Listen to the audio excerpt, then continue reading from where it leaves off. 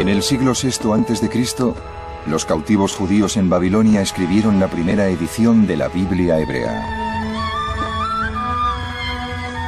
Cuando volvieron a Jerusalén, este nuevo libro definió al pueblo de los judíos, dándoles un sentido de lo que estaba bien o estaba mal. Pero luego se enfrentaron con un dilema: renunciar a su fe o luchar por ella. Ninguna amenaza resultó más grave que la de Alejandro Magno y los griegos, que se apoderaron de todo el Oriente Medio, trayendo la cultura más emocionante que se haya visto jamás. Pero el judaísmo no iba a morir.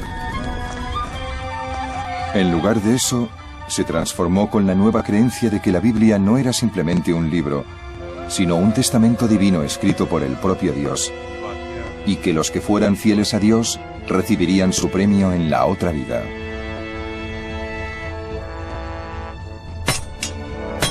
La fe en este nuevo judaísmo se hizo tan fuerte que los judíos fueron el primer pueblo de la historia dispuesto a luchar y a morir por su religión y su Dios.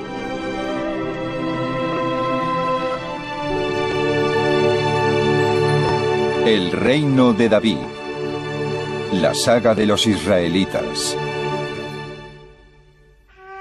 Episodio segundo. El libro y la espada.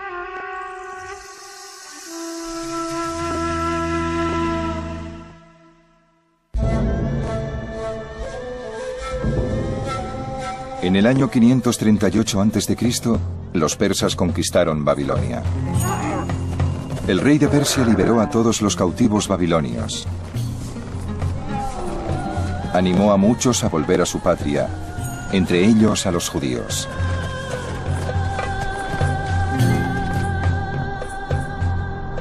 Ciro, rey de Persia, dijo: Yahvé, el Dios del cielo, me ha entregado todos los reinos de la tierra y me ha ordenado construirle un templo en Jerusalén, en Judea. Aquel de vosotros que pertenezca sin mezcla al pueblo judío, que Dios vaya con él. Que se marche a Jerusalén de Judea y construya el templo de Yahvé, Dios de Israel.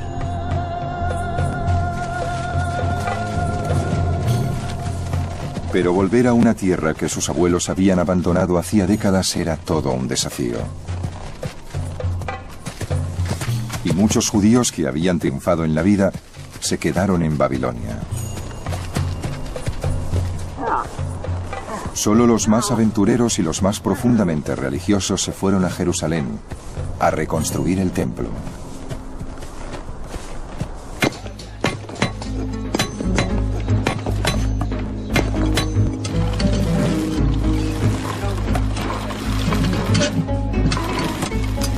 En cuanto llegaron los exiliados, se empezó a trabajar en el segundo templo. El libro de Ezra describe la emoción que invadía el ambiente. La gente contribuía con dinero para los albañiles y carpinteros, y para comida, bebida y aceite para los hombres de Tiro y Sidón, que traían cedro del Líbano por mar con el permiso del rey Ciro de Persia. Los sacerdotes, con sus ropajes, avanzaron con trompetas y los levitas con címbalos para loar a Yahvé.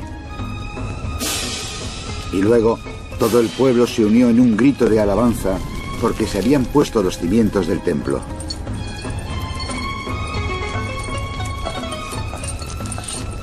Muchos de los sacerdotes mayores y los jefes de familia que habían visto el primer templo lloraban, pero otros gritaban de alegría.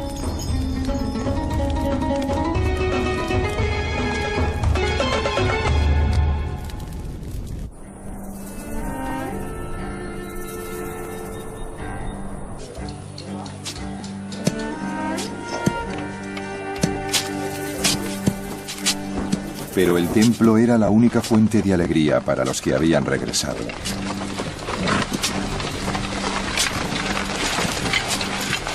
El resto de su mundo era bien triste.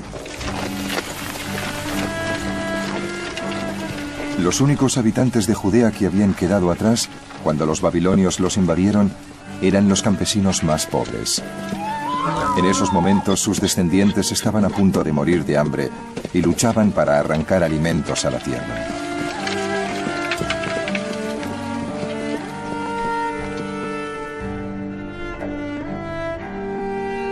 Los únicos que vivían cerca eran extranjeros, que habían sido obligados a establecerse en Israel tras el exilio de las tribus israelitas del norte.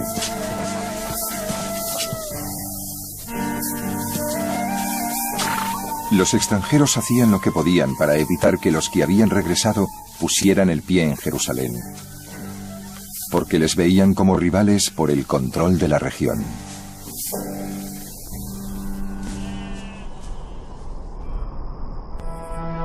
Pero lo peor que tuvieron que soportar los que habían regresado era que su patria ancestral, Jerusalén, estaba arrasada.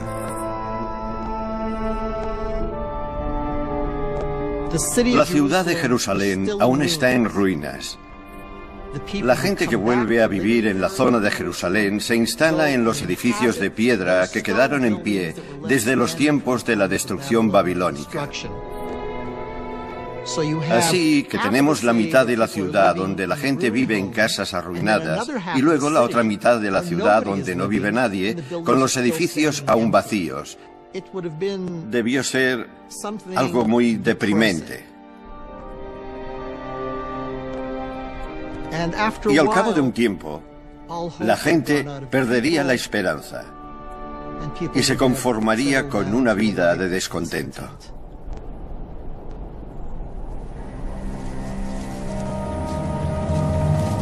Pronto, incluso la construcción del templo se fue parando, por culpa de los conflictos entre los que habían regresado y los extranjeros.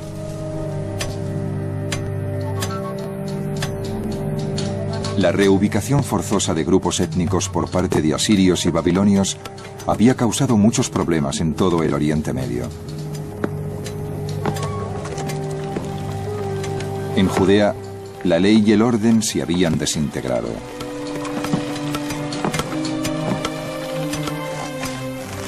Los extranjeros convencieron a los persas de que los judíos planeaban rebelarse y consiguieron una orden para suspender la reconstrucción del templo. A la larga, los judíos obtuvieron permiso para seguir con las obras, pero eran demasiado pobres y apáticos para terminar el templo.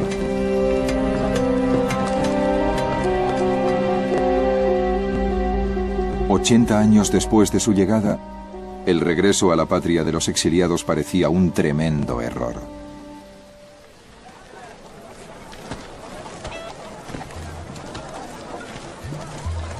Pero entonces llegó un hombre notable a Jerusalén. Se llamaba Ezra y había sido enviado por el rey de los persas para restaurar el orden en Jerusalén. Artajerjes, rey de reyes, dijo al sacerdote Ezra: «Saludos, estas son mis órdenes. Te mandaré a Judea y a Jerusalén. Tienes que nombrar magistrados y escribas que administren justicia para todos los que conozcan la ley de tu Dios, y debes enseñarla a los que no la conozcan». Ezra es un escriba y sacerdote. No se llegaba a escriba solo por nacer escriba. Para llegar a escriba se necesitaba talento, inteligencia, cultura y creatividad. Así que por fin vuelve a Jerusalén un hombre con rango y privilegio y poder político.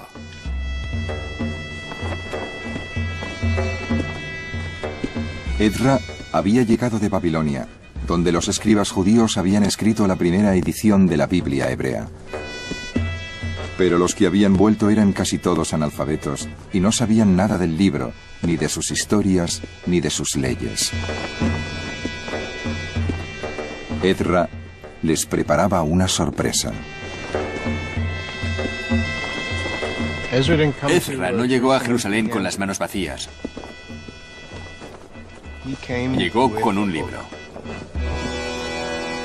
Y es casi seguro que el libro era la Torá, con los 5 primeros libros de la Biblia, en la misma forma que la conocemos hoy. Y dijo a esa gente: esto es lo que somos y así es como debéis vivir. Ezra reunió a toda la gente de Judea en una plaza cercana al templo y les leyó los 5 primeros libros de la Biblia, la Torá. Fue uno de los acontecimientos más importantes de la historia.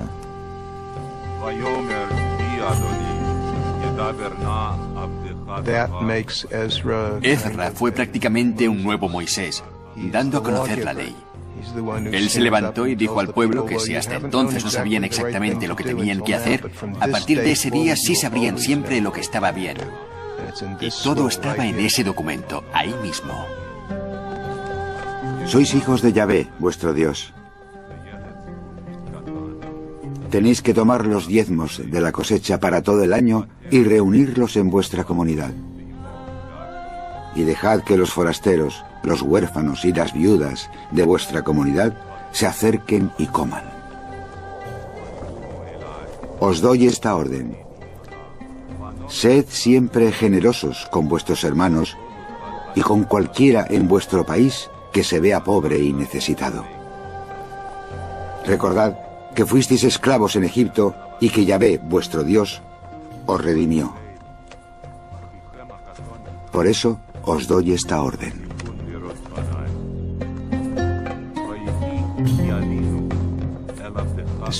La principal posesión de los judíos es la Torá, y se convirtió en la posesión central de los judíos desde ese día, el día que Ezra la leyó en Jerusalén.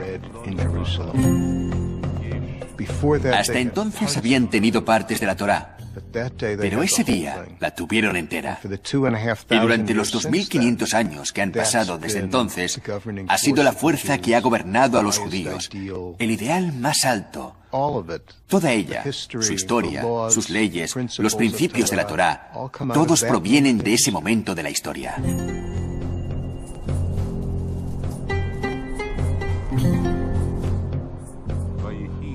Después de la ceremonia en la que Ezra leyó la Torá, la gente de Judea tuvo que firmar un contrato aceptando vivir según las leyes de la Biblia.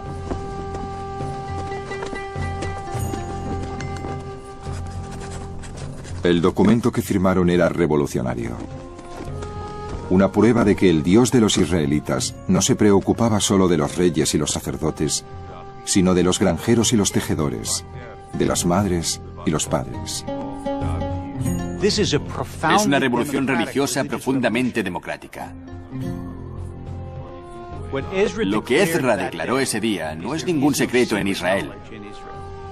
En las tradiciones de todo el mundo siempre ha habido sacerdotes misteriosos y ritos que otras personas no podían conocer. Pero la Torá está llena de los ritos exactos que los sacerdotes siguen en el templo. Y eso significa que cualquier israelita puede saber lo que saben los sacerdotes, lo que saben los maestros.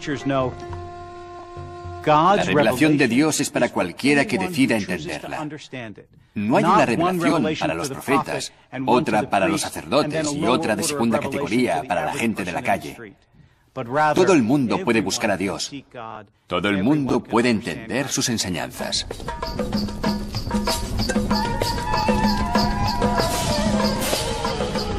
La llamada de Ezra a todos los judíos para que participaran en el contrato revitalizó Jerusalén. El templo fue lo que más se transformó, porque la Torá exigía que el templo tuviera un papel central en la vida judía. No debes poner a trabajar al primogénito de tu rebaño, ni esquilar al primogénito de tus corderos. Debes comerlo tú y los de tu casa una vez al año en presencia de Yahvé, tu Dios. Durante la época del Segundo Templo, solo había un lugar donde el tiempo sagrado y el espacio sagrado se unían. Y todo el espectáculo, la estructura y el ritual de los sacrificios eran el vehículo para que la gente se acercara a Dios.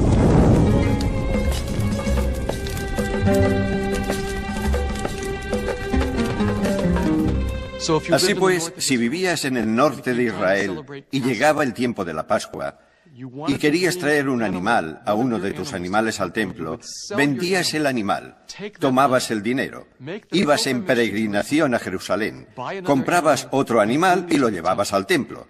Ya podéis imaginaros, con toda esa preparación, lo que significaba ese momento para el penitente, que recorría tanta distancia y se tomaba tantas molestias, cuando por fin ponía las manos sobre el animal y declaraba: este es mi regalo para Dios, es lo que voy a comer junto a Dios, en presencia de Dios.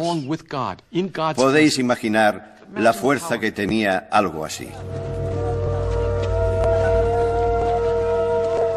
Además de las leyes sobre cómo debían tratar los humanos a Dios, la Biblia tenía mucho que decir sobre cómo los seres humanos deberían tratarse los unos a los otros, lo que lo convirtió en uno de los libros de leyes más sofisticados del mundo antiguo.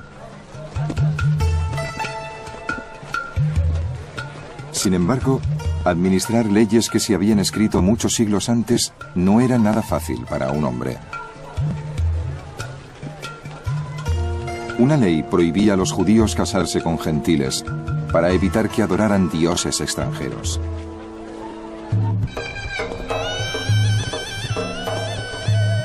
Pero en los años de tumulto que habían pasado desde el regreso, muchos judíos se habían casado con mujeres gentiles.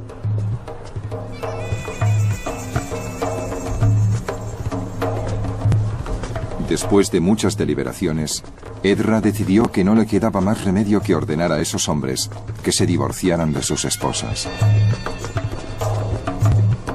Habéis cometido traición casándoos con mujeres gentiles.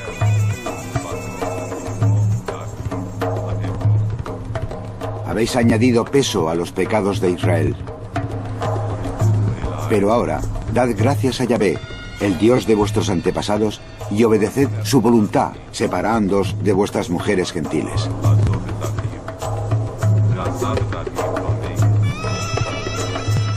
El concepto que tenía Ezra es que el pueblo judío era un pueblo sagrado.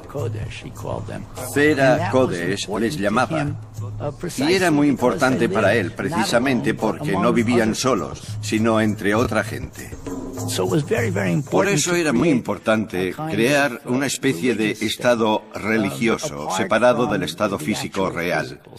El estado religioso lo formarían los judíos, que se casarían entre ellos y serían la semilla sagrada.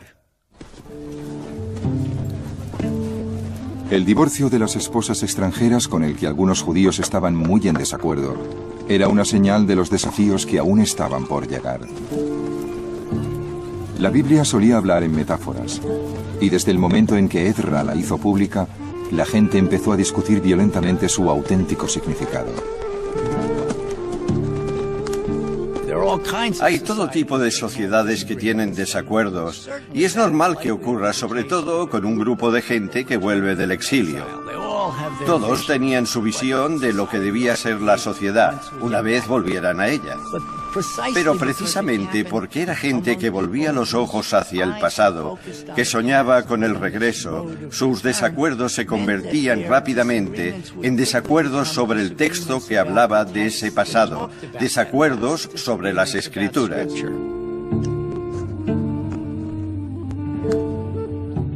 Y esa tradición, como decíamos, de estar en desacuerdo sobre las Escrituras fue como una especie de estribillo de toda la época posterior al exilio. Uno de los desacuerdos más importantes lo desencadenó un libro que se atrevió a desafiar el mensaje que transmitieron los escribas que editaron la Biblia. La explicación de los escribas sobre la historia judía se basaba en la creencia de que Dios era justo y premiaba a los buenos y castigaba a los malos.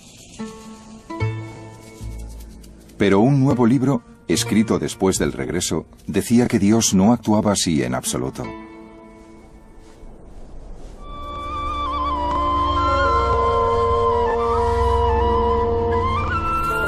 El protagonista del libro, un hombre rico y justo llamado Job, sufrió una serie de catástrofes. Las cosechas de Job fueron destruidas por la sequía, sus rebaños diezmados por la peste, y sus 10 hijos murieron. Luego, el propio cuerpo de Job quedó destrozado por la enfermedad.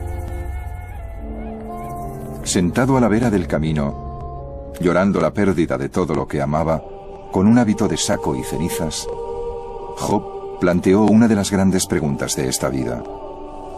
¿Por qué muchas veces los malos prosperan, mientras que los buenos suelen sufrir?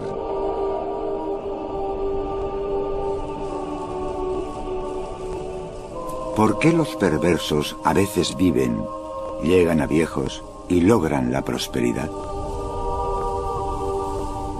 Ellos le han dicho a Dios: apártate de nosotros, no queremos seguir tu camino.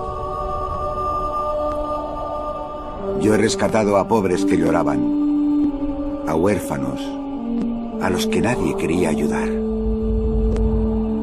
Los hombres arruinados y desesperados me bendecían. Y llevé canciones al corazón de las viudas.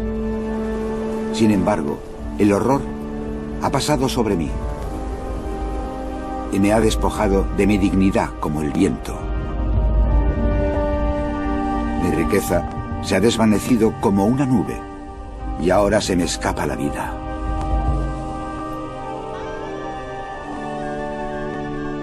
He deseado el bien y solo recibo el mal. Esperaba la luz y solo veo la oscuridad. Vago por el mundo en tinieblas, lejos del sol.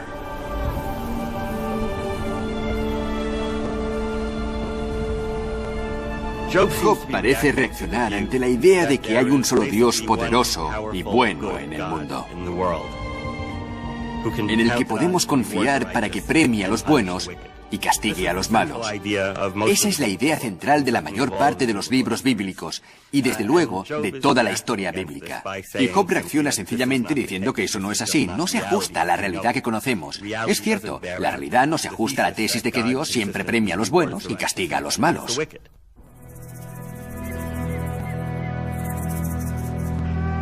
Job no esperaba recibir su recompensa por ser bueno después de la muerte.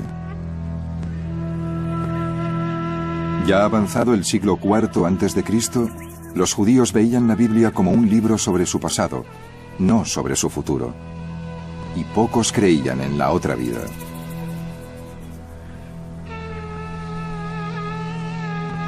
Incluso los árboles tienen esperanza. Si los cortas, vuelven a brotar.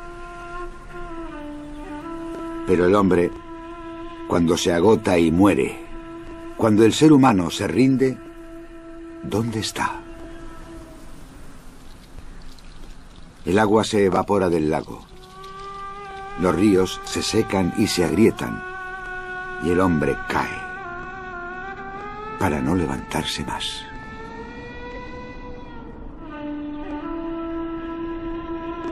La filosofía de Job fue un desafío crítico al judaísmo. Si no había premio por ser bueno, ni castigo por ser malo, ¿por qué molestarse en obedecer las leyes de Dios? Fue una pregunta que todavía resultó más difícil de responder para los judíos, porque se presentó la ocasión de adoptar una forma de vida completamente nueva y emocionante.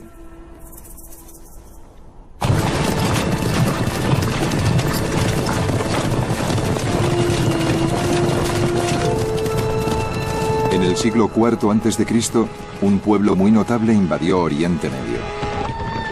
Eran los griegos. Guiados por uno de los mejores generales de toda la historia, Alejandro Magno, los griegos conquistaron el mundo desde Grecia a la India. Pero los griegos tenían algo mucho más poderoso que sus proezas militares. Habían creado la civilización más sofisticada que se había visto en todo el mundo. Su magnífico arte estaba inspirado en su culto por el cuerpo humano, que también se expresaba en las proezas atléticas mostradas en sus Juegos Olímpicos. Pero los griegos también idolatraban la mente. Y sus mejores pensadores contribuyeron al florecimiento de la filosofía, las ciencias y las matemáticas. Como resultado, la arquitectura helénica, su política y su economía iban muy por delante de los demás pueblos del mundo.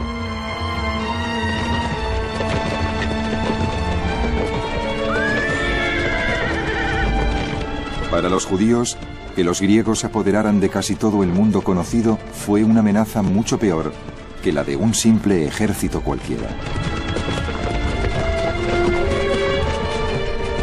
Cuando el mundo griego se expandió hacia Oriente, los judíos de la tierra de Israel se encontraron prácticamente en medio del imperio helénico.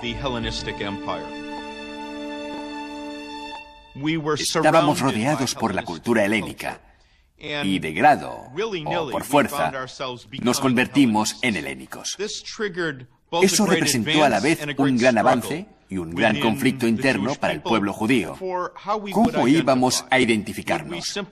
¿Sucumbiríamos al helenismo o lograríamos mantener nuestra identidad única como pueblo?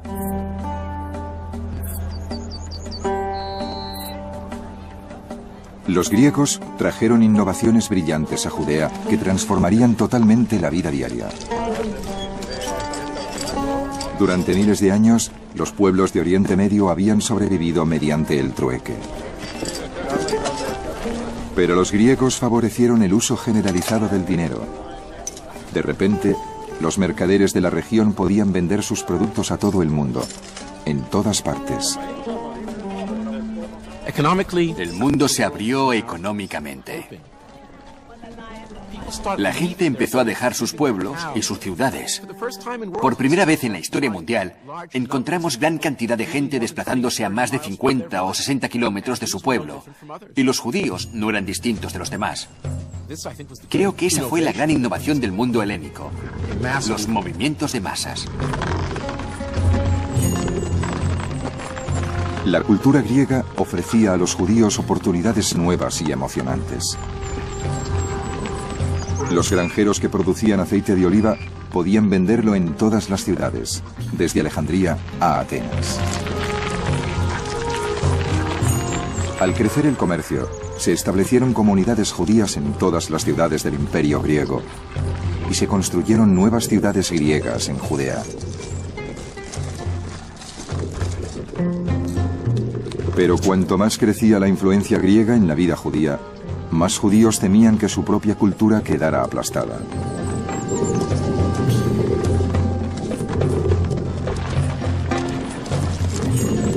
Para comprender cómo veían los antiguos judíos el helenismo, solo tenemos que pensar cómo han recibido las sociedades tradicionales de todo el mundo la llegada de la cultura norteamericana. Las películas, la forma de vestir, la tecnología. En nuestra época hemos visto con qué violencia se oponen los elementos más tradicionales del Islam, del judaísmo y de la cristiandad a la cultura materialista y laica del mundo occidental.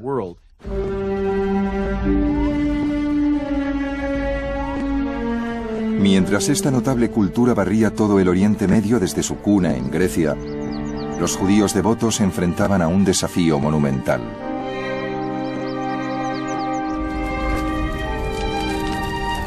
¿Cómo podía competir el judaísmo, enfocado solo hacia la bondad, con el estilo de vida vibrante y emocionante que ofrecían los griegos?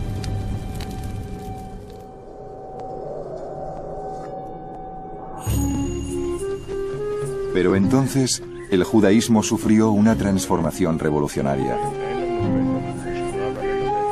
Empezó con un maestro que vivió en el siglo II a.C., llamado Ben Sira. Ben Sira estaba muy influenciado por la tradición filosófica griega de Sócrates y Platón.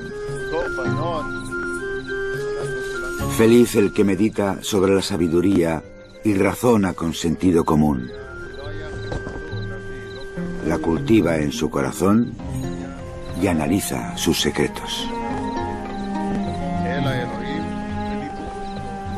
Casi se puede decir que Ben Sira es uno de los primeros filósofos judíos. Es decir, un amante de la sabiduría. Gran parte del libro de Ben Sira está dedicado a su gran respeto por la sabiduría, por lograr la sabiduría, por institucionalizar la sabiduría en una academia, y eso es algo muy particularmente griego. La brillante innovación de Ben Sira fue aplicar la tradición griega del estudio y el debate a la Biblia. Creía que si sus alumnos estudiaban las historias de la Biblia, aprenderían más de la vida leyendo a Moisés que a Sócrates. De Moisés hizo un hombre generoso que obtuvo el favor a los ojos de toda la humanidad. Amado por Dios y por los hombres, Moisés, bendito sea tu recuerdo. Dios le permitió oír su voz, le entregó los mandamientos cara a cara, las leyes de la vida y del saber. Ben Sira lee las historias de Abraham y de Moisés, y para él no son historias del pasado. Sus vidas personifican lecciones eternas. Realmente tiene la mentalidad de un filósofo, pero al mismo tiempo hace algo que ningún filósofo había hecho antes: hablar de las Escrituras. Para él, la Torá era ni más ni menos que el gran libro de la sabiduría divina, así que su misión como filósofo para saber todo lo posible de la voluntad de Dios no era la misma que la de los demás filósofos. Los demás observaban el mundo y sacaban sus conclusiones. Él las sacaba de la Biblia.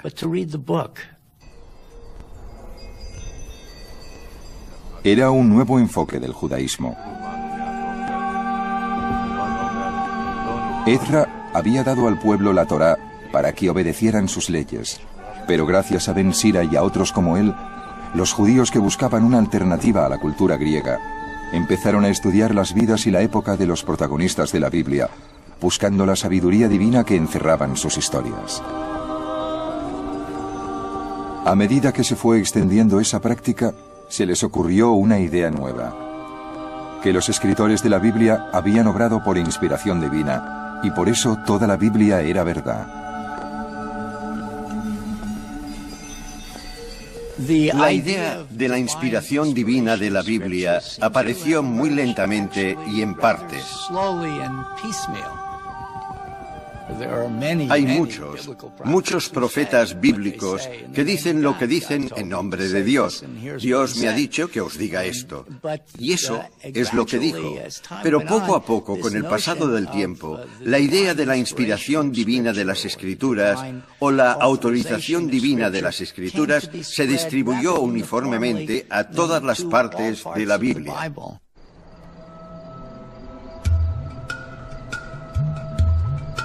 Los griegos podían ser los más ricos y poderosos del mundo, pero entonces los judíos devotos tenían una poderosa arma propia.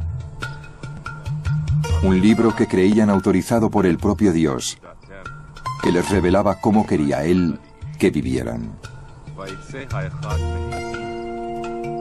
Pero a veces lo que revelaba Dios en cada pasaje concreto de la Biblia resultaba difícil de precisar porque en ese instante, muchos siglos después de que se escribiera, el significado de la Biblia estaba sujeto a interpretaciones.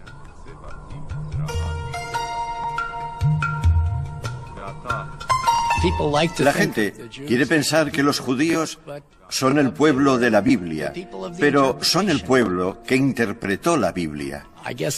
Creo que hay muy pocos textos hoy en día de los que podamos decir que sin duda solo tienen un sentido.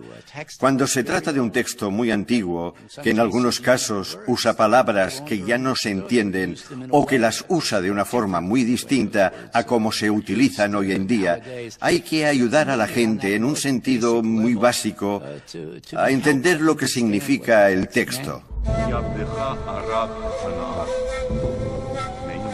Las dudas sobre el significado de la Biblia dio una libertad tremenda a sus intérpretes.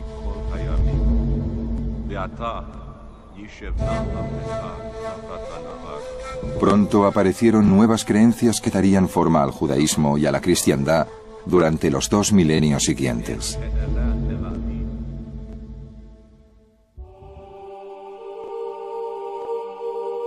La nueva creencia más importante era la respuesta a la gran pregunta de por qué los humanos debían ser buenos.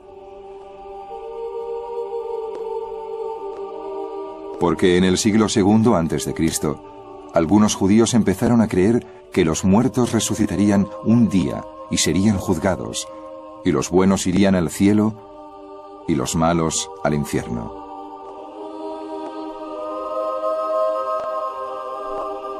Los que abrazaron esta creencia apuntaban como prueba a las insinuaciones que aparecían en la Biblia sobre la otra vida. En ese punto de la historia sagrada, creo que la gente empezó a ver cada vez más la otra vida como el lugar donde se hace justicia. Después de la muerte es cuando se saldan todas las cuentas.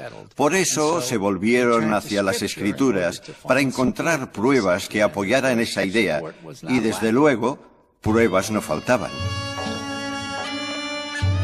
La creencia de que la Biblia estaba inspirada por Dios también aumentó el interés por sus profecías sobre acontecimientos terrenales. La profecía que más influencia tuvo era la que decía que se acercaba una época de disturbios y que mientras durara, Dios se pondría del lado de los que cumplieran el contrato, como los antiguos patriarcas. Estas nuevas formas de entender la Biblia no solo transformaron el judaísmo, sino que lo prepararon para luchar por su supervivencia.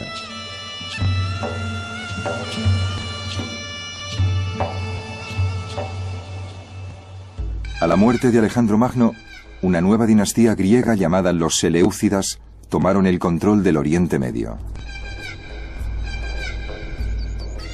El primero de los reyes seleucidas se contentó con permitir que la cultura griega transformara gradualmente a sus súbditos en griegos. Pero en el año 185 a.C., un hombre muy poco corriente subió al trono de los Seleucidas. Era Antíoco IV, pero sus súbditos le conocían como Antíoco el Loco. Uno de los primeros decretos de Antíoco, recogido en el libro de los Macabeos, exigía que todos sus súbditos sustituyeran sus tradiciones ancestrales por las griegas.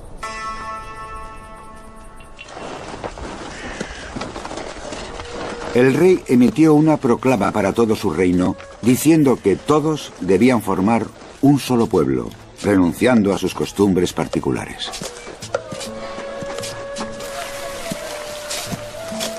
Muchos pueblos de la región ya habían adoptado el estilo de vida griego, pero los judíos devotos no. Se disponían a enfrentarse con un dilema: renunciar a su fe o luchar para defenderla. Antíoco, al principio, confió en un sector de judíos que habían abrazado la cultura griega. Para aumentar su influencia, vendió a uno de estos judíos el puesto más importante de Jerusalén, el de sumo sacerdote del templo.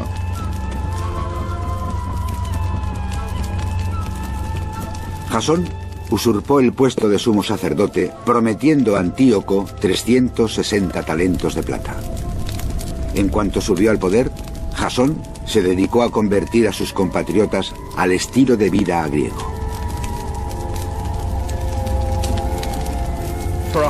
Para un sumo sacerdote de Jerusalén en el siglo II, la cuestión era muy sencilla: apuntarse al carro de los griegos o no, quedarse aparte o unirse a un proceso social que se había extendido por todo el Oriente Medio de la época. Encontramos sumos sacerdotes que están dispuestos a dar un paso más y a apuntarse al carro de Antíoco IV Epifanes. Eso provocó una reacción violenta, porque muchos judíos consideraron que eso no era ni más ni menos que una herejía.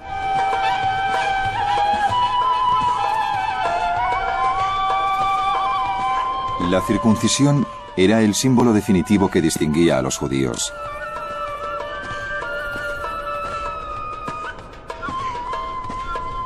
Pero durante el mandato del nuevo sumo sacerdote, muchos sacerdotes del templo se hicieron una cirugía cosmética para disimular la circuncisión y así poder participar desnudos en los Juegos Olímpicos. El proceso de helenización alcanzó tal nivel que los sacerdotes dejaron de mostrar interés por los servicios del altar. Salían corriendo a tomar parte en los juegos en cuanto oían la señal. Había cosas de la cultura y la civilización griega que eran totalmente inaceptables para los judíos.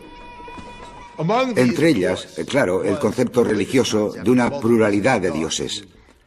A nadie le entra en la cabeza que eso sea aceptable para los judíos. También algunos aspectos de comportamiento, por ejemplo, los gimnasios y los ejercicios desnudos. Pero el problema no era tanto la desnudez como la auténtica devoción que sentían por el cuerpo humano. Esta clase de conceptos teológicos, ese tipo de actitudes, eran totalmente inaceptables para la mayoría de los judíos. Según el libro de los Macabeos, el insulto definitivo para los judíos llegó cuando Antíoco ordenó que el alma y el corazón del judaísmo, el templo de Jerusalén, se convirtiera en un templo griego.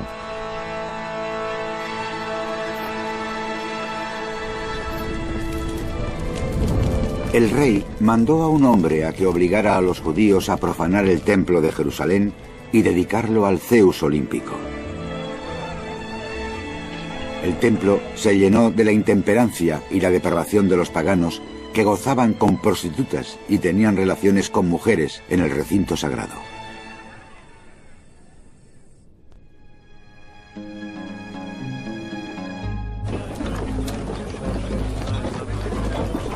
La revuelta contra Antíoco empezó en el campo, porque el rey había ordenado a sus hombres que viajaran de pueblo en pueblo con un ídolo de Zeus. Los comisionados del rey llegaron al pueblo de Modein para obligarles a ofrecer sacrificios. Muchos israelitas se reunieron a su alrededor, pero Matatías y sus hijos se mantuvieron aparte. Los comisionados del rey se dirigieron a Matatías. Tú eres un líder respetado, un gran hombre en esta ciudad. Si eres el primero en avanzar y obedecer las órdenes del rey, tú y tus hijos seréis premiados con oro, plata y muchos regalos. Levantando la voz, Matatías respondió: aunque todas las naciones que viven en los dominios del rey le obedezcan, mis hijos, mis hermanos y yo cumpliremos el contrato de nuestros antepasados. Cuando terminó de hablar, un judío se adelantó ante todos para ofrecer un sacrificio en el altar. Cuando Matatías lo vio, ardió de ira. Mató a los comisionados del rey y destrozó el altar. Luego huyó con sus hijos a la sierra. Matatías y sus hijos fueron conocidos pronto como los Macabeos.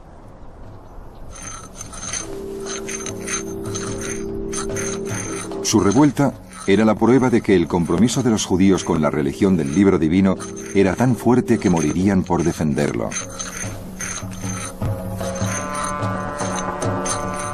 Los macabeos fueron a la guerra para terminar con la persecución religiosa, para reclamar el templo y purificarlo. Es la primera vez en toda la historia del mundo que una guerra empieza por una cuestión de libertad religiosa o de libertad de conciencia. También era la primera vez que el Estado se metía en las tradiciones religiosas y el resultado fue que la gente se negó. Iremos a la guerra, no podemos tolerarlo. Esa fue la guerra de los macabeos. Muchos de los rebeldes macabeos buscaron cuevas en el campo para esconderse del ejército de Antíoco. No solo les superaban en número, sino que se enfrentaban al inconveniente de tener que luchar según la ley bíblica.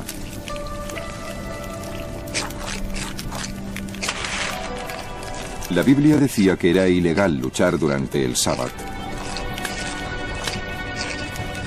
Así que cuando los griegos intentaron hacer salir con humo a un grupo de rebeldes durante el sábado, los rebeldes decidieron que preferían morir y esperar su recompensa en la otra vida, antes que violar la ley de Dios. No opusieron resistencia. No tiraron ni una piedra. No montaron barricadas en sus escondites. Solo dijeron: moriremos inocentes. El cielo y la tierra son testigos de que nos estáis masacrando sin asomo de justicia. El ataque se llevó a cabo el mismo Sabbat. Y los descuartizaron con sus mujeres y sus hijos hasta llegar a 1000 personas.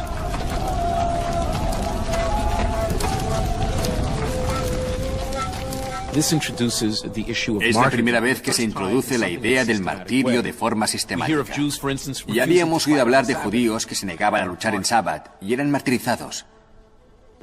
La revuelta de los macabeos no solo se convirtió en el ejemplo clásico de judíos que luchan por su religión, sino que se convierte en el primer ejemplo clásico de judíos dispuestos a morir por su religión.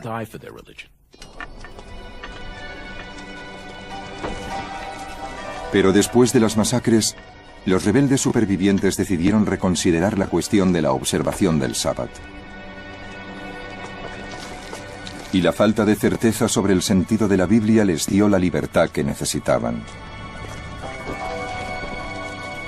Se dijeron unos a otros: si todos hacemos lo mismo que nuestros hermanos y nos negamos a luchar, nos borrarán de esta tierra mucho más deprisa. Y entonces tomaron la siguiente decisión: si alguien nos ataca durante el Sabbat, resistiremos. No podemos dejar que nos maten a todos como a nuestros hermanos en sus escondites. Los macabeos gobernaban y, según parece, se convirtió en una tradición judía para siempre. En caso de guerra defensiva, no solamente podían obviarse las restricciones con respecto al Sabbat, sino que era obligatorio obviarlas. Tras la muerte de Matatías, su hijo Judá le sucedió como líder de los rebeldes. Judá era un estratega militar brillante y un líder carismático que usaba las historias de la Biblia para inspirar a sus seguidores. Las primeras luces del alba encontraron a Judá preparándose para la batalla en la llanura, aunque sus soldados no tenían espadas y escudos como sería de desear. Judá dijo a sus hombres: no les temáis por su número y no dudéis ante su ataque. Recordad cómo nuestros antepasados atravesaron el Mar Rojo cuando el faraón les perseguía con todas sus fuerzas.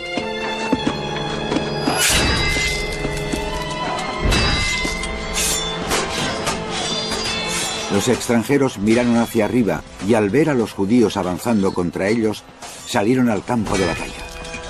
Los soldados de Judá tocaron las trompetas y se enfrentaron al enemigo. Los paganos fueron derrotados y huyeron hacia la llanura. Todos murieron bajo la espada.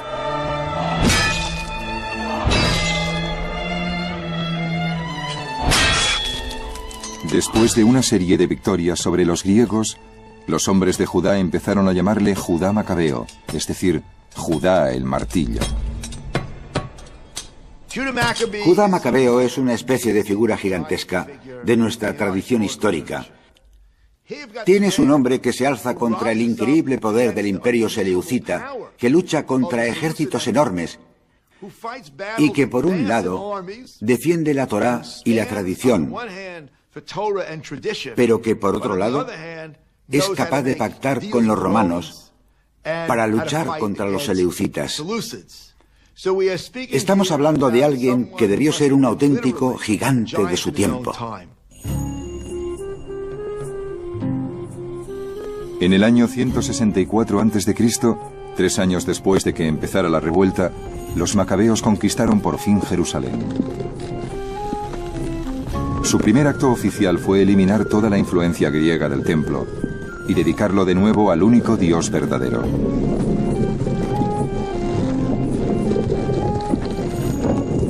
Macabeo y sus compañeros restauraron el templo y la ciudad. Purificaron el santuario y construyeron un nuevo altar. Luego encendieron fuego con yescas y ofrecieron el primer sacrificio después de 2 años.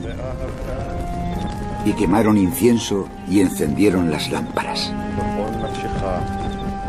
Judá Macabeo, al entrar en la ciudad, tuvo que purificar el templo, porque el templo había pasado por un proceso de helenización.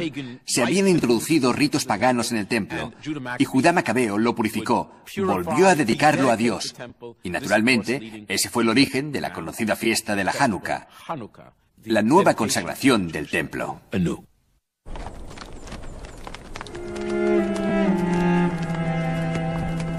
Aunque la Hanukkah se presenta como un momento triunfante de victoria, por desgracia para los macabeos, la historia no terminó ahí. Las tropas de Antíoco pronto contraatacaron e infligieron un golpe tremendo a los rebeldes, matando a Judá Macabeo.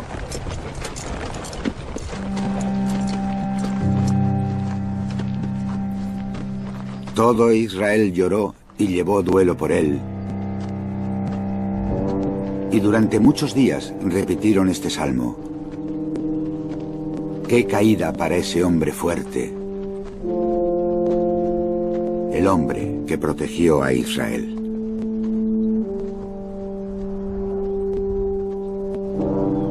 Hay dos interpretaciones posibles sobre si los macabeos vencieron, porque los seleúcidas volvieron y les echaron. Aparentemente los hechos que celebramos en la Hanukkah no representaron la victoria final.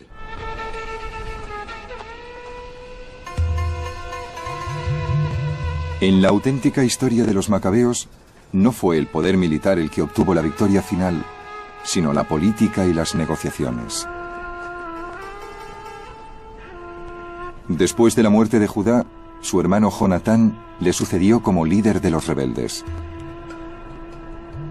En el año 152 a.C., Jonatán tenía a 10.000 soldados bajo su mando. Pero en lugar de iniciar una nueva guerra, Jonatán firmó un pacto con uno de los dos generales griegos que luchaban por el control del imperio seleucida. Había dos aspirantes al trono seleucida que competían por el gobierno de Siria. Jonatán fue muy astuto y apoyó con sus soldados al más débil de los dos, y a cambio consiguió que le nombraran sumo sacerdote y gobernador del pueblo judío. El pacto de Jonatán resultó bien. Judea logró la independencia por primera vez desde la dinastía del rey David. El reinado de los macabeos trajo un sentimiento de renovación a Judea. Esos judíos que leían su libro divino para comprender el mundo se sintieron muy reconfortados. Para ellos, la victoria de los macabeos contra todo pronóstico era una prueba más de lo que prometía la Biblia. Dios acudía a ayudar a los que estaban dispuestos a luchar por su fe. El significado de la Hanukkah era algo evidente. Luchando en una guerra justa, unos pocos pueden derrotar a muchos. Los justos pueden derrotar a los malvados. Eso es un lugar común, no solo de la tradición judía, sino de la tradición judeocristiana.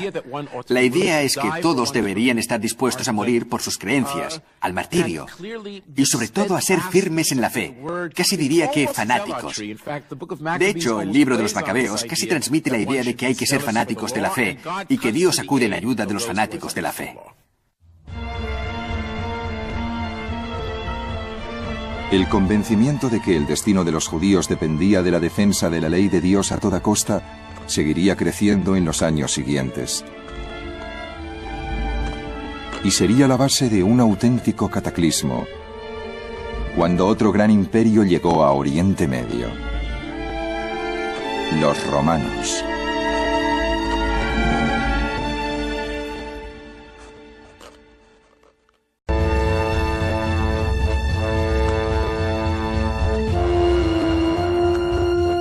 En el siglo VI a.C., los cautivos judíos en Babilonia escribieron la primera edición de la Biblia hebrea. Cuando volvieron a Jerusalén, este nuevo libro definió al pueblo de los judíos, dándoles un sentido de lo que estaba bien o estaba mal. Pero luego se enfrentaron con un dilema: renunciar a su fe o luchar por ella. Ninguna amenaza resultó más grave que la de Alejandro Magno y los griegos, que se apoderaron de todo el Oriente Medio, trayendo la cultura más emocionante que se haya visto jamás. Pero el judaísmo no iba a morir. En lugar de eso, se transformó con la nueva creencia de que la Biblia no era simplemente un libro, sino un testamento divino escrito por el propio Dios, y que los que fueran fieles a Dios recibirían su premio en la otra vida.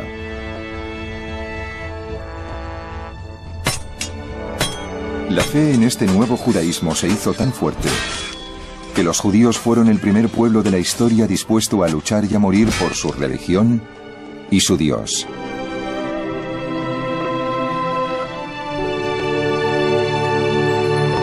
El reino de David. La saga de los israelitas. Episodio segundo. El libro y la espada.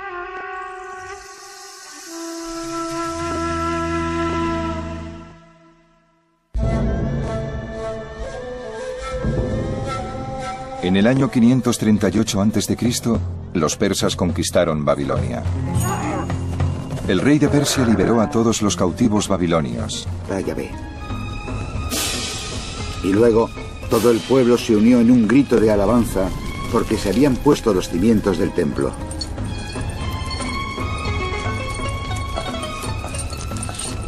Muchos de los sacerdotes mayores y los jefes de familia que habían visto el primer templo lloraban, pero otros gritaban de alegría.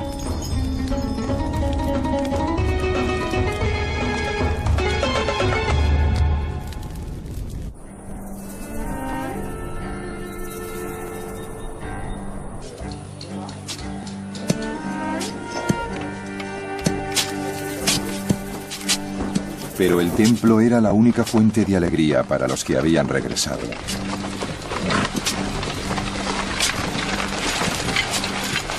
El resto de su mundo era bien triste. Los únicos habitantes de Judea que habían quedado atrás, cuando los babilonios los invadieron, eran los campesinos más pobres. En esos momentos sus descendientes estaban a punto de morir de hambre y luchaban para arrancar alimentos a la tierra.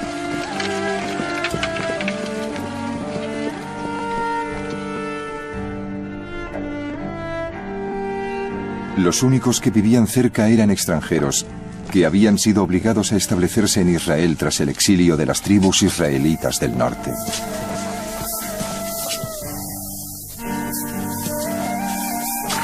Los extranjeros hacían lo que podían para evitar que los que habían regresado pusieran el pie en Jerusalén, porque les veían como rivales por el control de la región.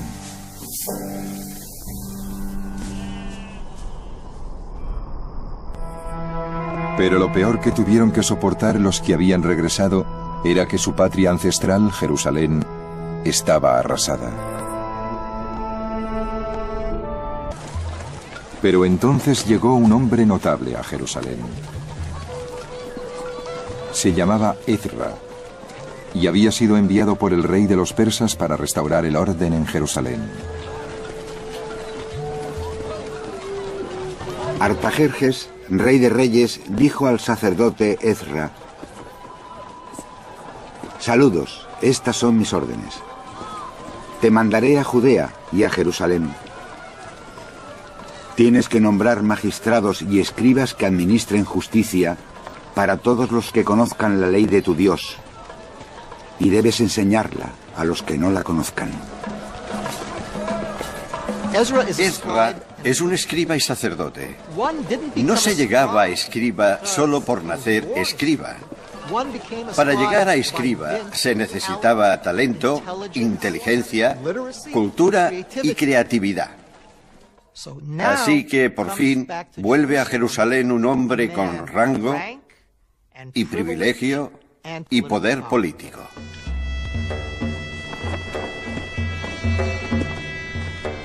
Ezra había llegado de Babilonia, donde los escribas judíos habían escrito la primera edición de la Biblia hebrea. Pero los que habían vuelto eran casi todos analfabetos y no sabían nada del libro, ni de sus historias, ni de sus leyes. Ezra les preparaba una sorpresa. Ezra no llegó a Jerusalén con las manos vacías. Llegó con un libro. Y es casi seguro que el libro era la Torá, con los 5 primeros libros de la Biblia, en la misma forma que la conocemos hoy. Y dijo a esa gente: esto es lo que somos y así es como debéis vivir. Animó a muchos a volver a su patria, entre ellos a los judíos.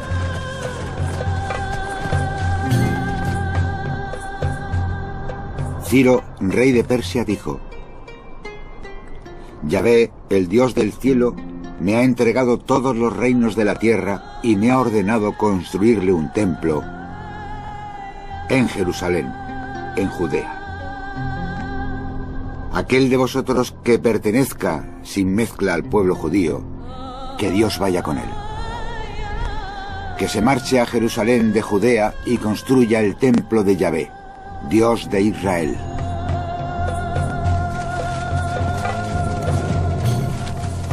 Pero volver a una tierra que sus abuelos habían abandonado hacía décadas era todo un desafío. Y muchos judíos que habían triunfado en la vida se quedaron en Babilonia. Solo los más aventureros y los más profundamente religiosos se fueron a Jerusalén a reconstruir el templo.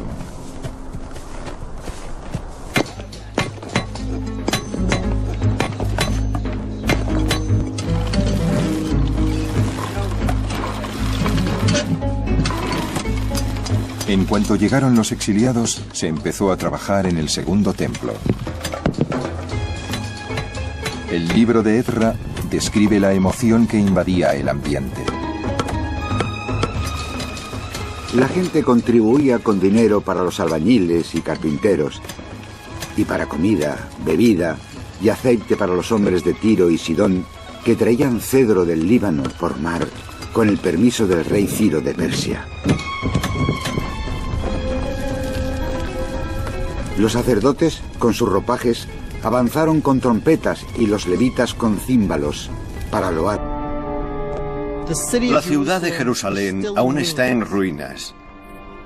La gente que vuelve a vivir en la zona de Jerusalén se instala en los edificios de piedra que quedaron en pie desde los tiempos de la destrucción babilónica. Así que tenemos la mitad de la ciudad donde la gente vive en casas arruinadas y luego la otra mitad de la ciudad donde no vive nadie, con los edificios aún vacíos. Debió ser algo muy deprimente.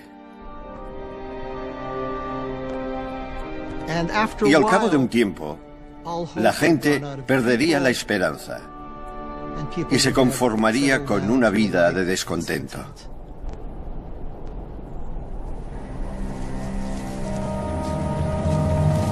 Pronto, incluso la construcción del templo se fue parando, por culpa de los conflictos entre los que habían regresado y los extranjeros.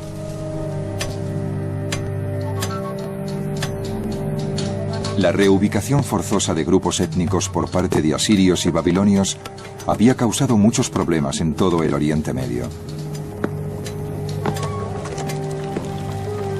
En Judea, la ley y el orden se habían desintegrado.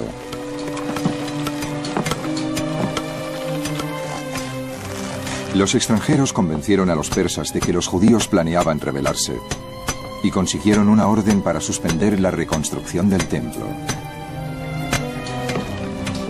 A la larga, los judíos obtuvieron permiso para seguir con las obras, pero eran demasiado pobres y apáticos para terminar el templo.